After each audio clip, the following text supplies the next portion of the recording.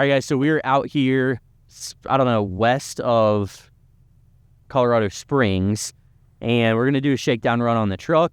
So you saw we did some work on it like a week ago. We have some more stuff that I now know I need to do. Need to fix the alignment and do some stuff with that. But going to go ahead, do like a shakedown run on it, see how the suspension feels, hit some of this stuff out here. This is going to be very similar to how Pony Express is.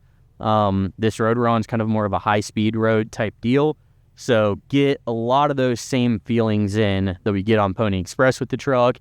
Articulate the suspension the same way, hit the same type of water bars and jumps. So with that, want to just run through it as quick as I can out here and see how the truck does, see how it feels, see if I need to adjust the suspension at all, tune that at all. I brought all the tools to do that. So it, hopefully this goes well, because I have like, a week until I leave. So definitely need to make sure the truck's doing well. Might have waited a little too long. So let's go ahead. We're going to air down real quick and then jump into it.